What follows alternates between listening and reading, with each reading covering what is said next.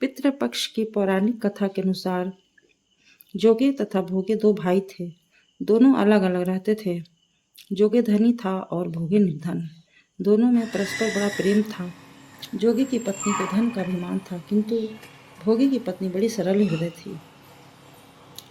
पितृपक्ष आने पर जोगे की पत्नी ने उससे पितरों का श्राद्ध करने के लिए कहा, तो जोगे इसे व्यर्थ का कार्य समझकर टालने की चेष्टा करने लगा। किंतु उसकी पत्नी समझती थी कि यदि ऐसा नहीं करेंगे तो लोग बातें बनाएंगे। फिर उसे अपने मायके वालों को दावत पर बुलाने और अपनी शान दिखाने का यह उचित अवसर लगा। अतः वह बोली, आप मेरी परेशानी की वजह से ऐसा कह रहे हैं, किंतु इसमें मुझे कोई परेशानी नहीं होगी। मैं भोगी की पत्नी को बुला लूंगी, दोनों मिलकर सारा काम कर लेंगी। फिर उसने जोगे को अपने पीहर न्योता देने के लिए भेज दिया। दूसरे दिन उसके बुलाने पर भोगे की पत्नी सुबह सवेरे आकर काम में जुट गई। उसने रसोई तैयार की, अनेक पकवान बनाए, फिर सभी काम निपटाकर अपने घर आ गई। आखिर उसे भी तो पितरों का श्राद्ध तर्पण करना था। इस अवसर पर न जोगे की पत्नी ने उसे रोका, न वह रुकी। शीघ्र ही दोपहर हो गई। पितर भूमि पर उतरे।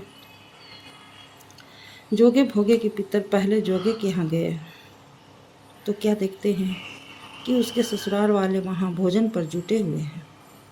निराश होकर वे भोगे के यहाँ गए। वहाँ क्या था?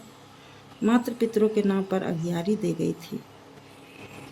पितरों ने उसकी राख चाटी और भूखे ही नदी के तट पर जा पहुंचे। थोड़ी देर में सारे पितर इकट्ठे हो गए और अपने अपने यहाँ के श्राद्धों की बड़ाई करने लगे। जोगे भोगे की पितरों ने भी अपनी आप बीती सुनाई। फिर वे सोचने लगे, अगर भोगे समर्थ होता तो शायद उन्हें भूखा न रहना पड़ता, मगर भोगे के घर में तो 2 जून की रोटी भी खाने को नहीं थी। यही सब सोचकर उन्हें भोगे पर दया आ गई। अचानक वे नाच नाच कर गाने लगे, भोगे के घर धन हो जाए, भोगे के घर धन हो जाए। सांझ होने को आई। भोगे के बच्चों को कुछ भी खाने को नहीं मिला।